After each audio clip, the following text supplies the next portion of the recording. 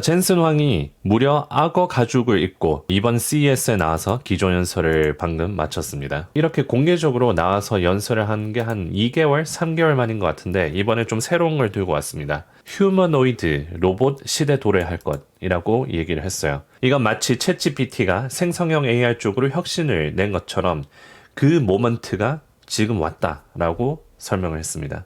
그래서 새로운 블랙웨어 GPU 그리고 AI 기술의 발전으로 범용 로봇 공학이 획기적으로 발전할 것이라고 전망했습니다. 엔비디아는 테슬라 그리고 주요 로봇 기업들과 협력해서 차세대 휴머노이드 로봇용 AI 플랫폼을 개발 중이며 이 코스모스라고 불리는 플랫폼을 공개했는데 자율주행차 그리고 로봇과 같은 물리적 AI 시스템 개발을 가속화해주는 플랫폼입니다. 그래서 가상현실이 정말 현실인 것처럼 시뮬레이션을 할 수 있는 그런 플랫폼을 제공했고 그래서 거기서 나오는 정보들로 AI를 트레이닝 시켜서 이 물리적 AI 시스템 개발을 가속화시켜준다라고 합니다. 그래서 핵심 요약으로는 블랙웰 GPU로 로봇 AI 처리 능력을 강화시키고 실시간 물리 시뮬레이션 기술을 통합시키고 주요 로봇 기업들과 협력을 확대하고 2025년 하반기에 플랫폼을 출시할 예정이라고 합니다.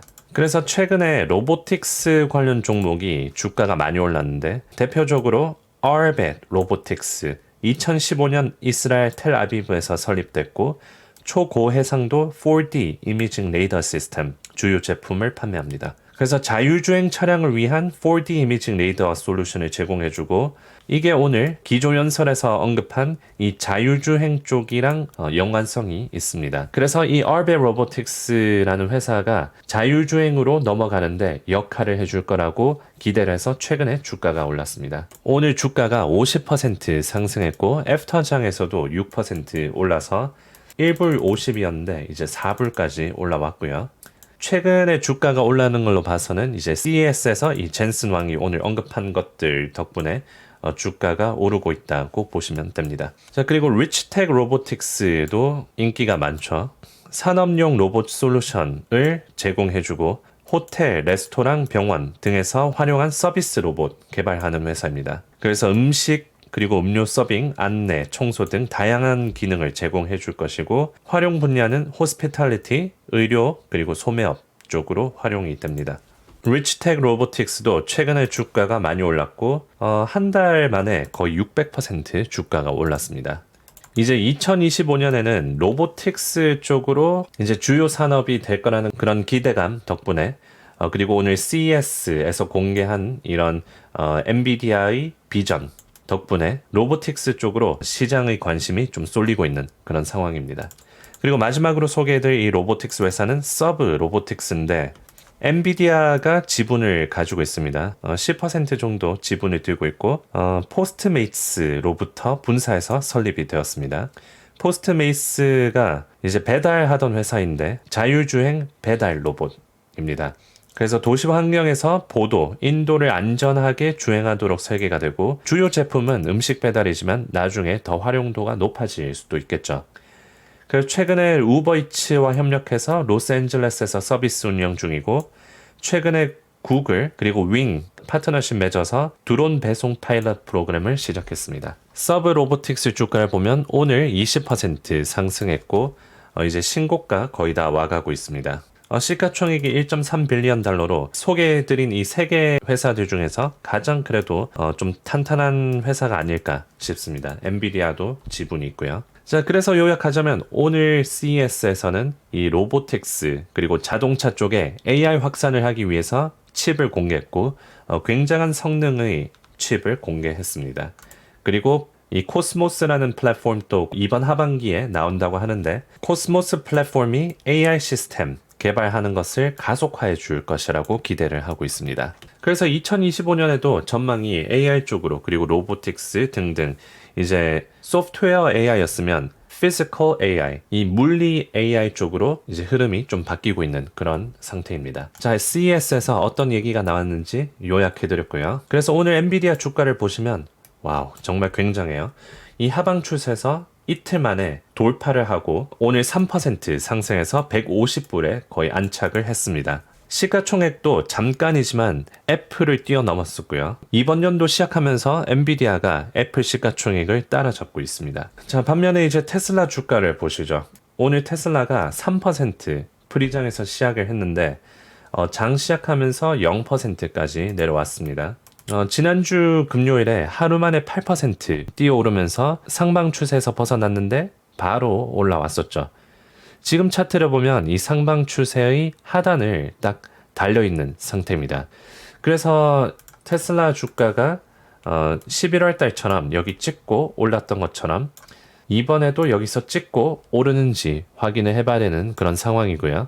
그래서 앞으로 테슬라 주가가 여기서 저항을 맞고 떨어지는지 아니면 올라가는지 어떤 주요 지표들을 관심 있게 봐야 되는지 설명을 해드리겠습니다. 자, 이번 주에 지표들이 많이 나옵니다. 특히 고용시장 쪽으로 나오는데 화요일장에는 ISM 서비스가 나오고요.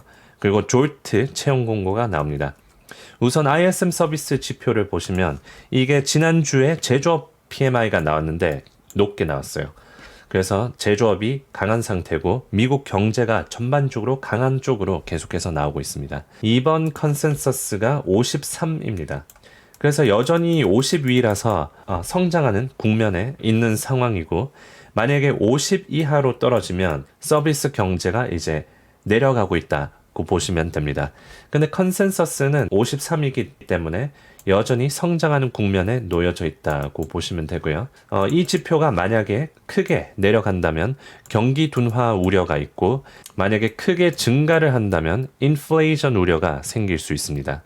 그래서 적당히 높게 나와주는 게 중요하고 이번 컨센서스 53대로만 나와주면 그래도 시장이 긍정적으로 해석할 것 같습니다. 자, 그리고 졸트 채용 공고. 이번 주에는 고용시장 지표들이 많이 나오는데 최근 고용시장들이 강하게 나왔어요. 이번 졸트도 예상치가 7.7 밀리언이고 지난달이랑 거의 동일하게 나올 거라고 보고 있습니다. 적당히 고용시장이 둔화되고 있는 그런 추세죠. 여기서 만약에 이 채용 공고가 낮게 나와버리면 경제가 약하다라는 신호로 보면서 주가가 좀 하방으로 갈 수 있고 만약에 또 너무 높게 나온다면 경제가 너무 강해서 물가 지수를 유발시킬 수 있다라는 우려가 있을 수 있기 때문에 마찬가지로 적당히 낮게 내려가는 게 중요한데 이번 컨센서스가 7.7이니까 뭐 컨센대로 나와준다면 시장이 그래도 긍정적으로 해석할 가능성이 높습니다.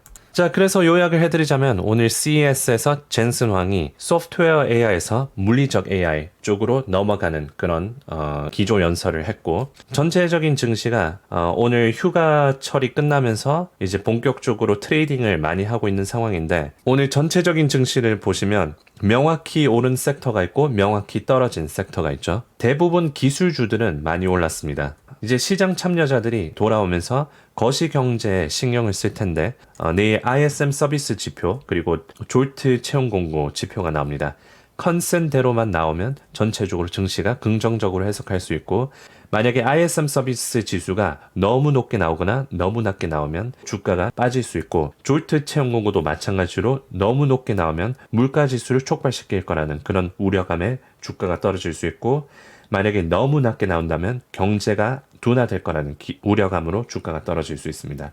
근데 컨센대로만 나와준다면 뭐 적당히 경제가 강한 상태를 유지하면서 물가 지수가 잡히는 그런 쪽으로 간다고 볼 수 있기 때문에 내일 지표 어떻게 나오는지 실시간으로 분석을 해드리겠습니다. 자, 그럼 오늘 분석 영상은 여기까지입니다. 도움이 되셨으면 좋아요 한 번씩 눌러주시고 다음 영상에서 뵙겠습니다.